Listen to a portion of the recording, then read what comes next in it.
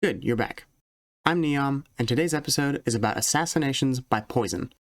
As usual, I'm not an expert, nor was I there when these things happened, and it's quite possible that some details are off. If you know something I don't, then please leave a comment. If you enjoy my content, help the YouTube algorithm recognize it. Click the like button, ring the bell to be notified about new videos, and subscribe for more content. Let's get into it. Artaxerxes III, son of Xerxes, son of Darius, you get the idea. This guy was a typical Persian emperor, banishing subordinates, threatening smaller countries, killing 80 of his brothers in a single day, conquering Egypt, marrying his niece, the list goes on. Art III was the king from 465 to 424 BC, about 40 years, and was succeeded by his two sons, Arses and Bisthenes. His reign ended when he was assassinated by a Persian official and vizier by the name of Bagoas, using a poisonous plant called hemlock. Bagoas had hopes of gaining more power by being the one responsible for placing the youngest heir of Artaxerxes III, Arses, on the throne. His plan worked, and the young man ruled for 2 years before Bagoas got his bogans in a bundle once again. He decided it was about time that boy got his Arses off the throne. And yes, he used hemlock again. Next on the throne was Darius III, a close relative of Arses and the Xerxean family. Darius had barely sat down on the throne before Bagoas was back in the butler's pantry, mixing hemlock into his gin and toxic. Must be 21 or older. But somehow, Darius caught Bagoas at his game and forced him to drink his own poison, ending the threat of that baggy Bagoas forever. Muhammad al-Bakir, the fifth Imam, lived in Medina in Saudi Arabia from the year 676 to 732 AD. Al-Bakir was known to be kind, wise, generous, and was even credited with performing miracles such as healing lepers and returning sight to the blind. He was also a close and well-trusted friend of the ruler of the time, Umar ibn Abdul Aziz, but eventually Aziz passed away. He was succeeded by Hisham ibn Abdul Malik. Malik was not a fan of the religious sects of the government, and he invited Muhammad al-Bakir to visit him. Al-Bakir turned up to find that the plan was to humiliate him in front of a large audience. Malik compelled Bakir to join in an archery competition, thinking that this religious hermit wouldn't have the skills to show out in a battle of the bows. But to his surprise and anger, Bakir hit bullseye after bullseye, embarrassing the other competitors. As you can guess, this didn't sit well with Malik, and he thought to himself, maybe I don't want you to sit well. So, he did what anyone would do. He poisoned Bakir's saddle. Now, poisoning someone is bad enough, but poisoning the place where they sit is a pretty low level of class. I've encountered a toxic stool or two in my time, but that is so off the wall, it should be trademarked by Vans.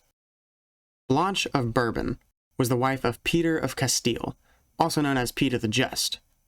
Also known as Peter the Cruel. I'm guessing those names weren't chosen by the same people. Blanche was born into the French nobility. Her father, Peter of Bourbon, had been a lieutenant to King Philip VI during the 100 Years' War. Blanche's life was not only pretty boring, but also tragically short. At just 14 years old, she was married to Peter of Castile as part of a peace agreement between Spain and France. But a mere 3 days after the wedding, Peter decided to abandon her for his mistress and cart Blanche off to another city, where she remained for several years. Eventually, after being pressured by both France and the papacy to release her, Peter had her killed in prison using poisonous plants. Well, boss, I'm clocking out. I'll see you tomorrow. Good deal. Hey, did you remember to blanch the plants to put in the bourbon to poison Blanche of Bourbon in prison? Yep. Grigory Yefimovich Novik, son of Anna and Yefim, was born on January 21st, 1869 in the southwest of Russia. His peasantry, illiteracy, and apparent licentiousness earned him the title that you know him as today. It was none other than Rasputin, which means debauched one. Rasputin converted when he was 18 and began gaining a reputation as a prophet, healer, and mystic. He wandered Russia and Eastern Europe as a holy man until 1905, when he returned to Russia to live in St. Petersburg, where he was invited to meet the royal family.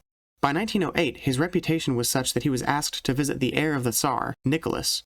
Nicholas and Alexandria's son had a disease called hemophilia and was in the middle of an episode of bleeding when Rasputin arrived. He was able to ease the boy's suffering, and upon leaving the palace, warned the couple that the well-being of their family and of their nation was irrevocably tied to him. From then on, his power grew. During World War I, he served as advisor to Alexandria while Nicholas controlled troops in the war. He took it upon himself to appoint church officials, cabinet members, and even intervene in military action, often hurting the war effort.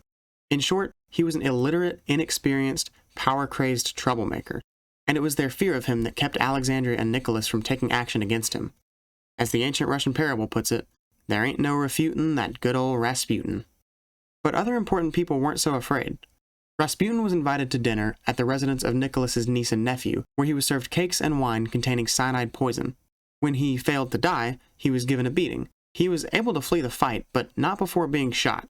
This slowed him down enough that the nephew quickly caught up, shooting him again. But rootin' Grigory Rasputin wouldn't give up that easily. He kept on trucking.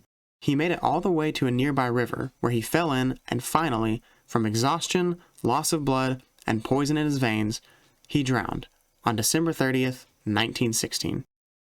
Through my research for this video, I learned that you can only be a vicious, murdering tyrant for so long. Eventually, you'll take a bite out of your jelly-filled donut to realize it's filled with petroleum. If you found this video interesting, leave a like, ring the bell to learn with me, subscribe for more content, and comment what you want to learn about next. I'm Neom, and I'll see you next time.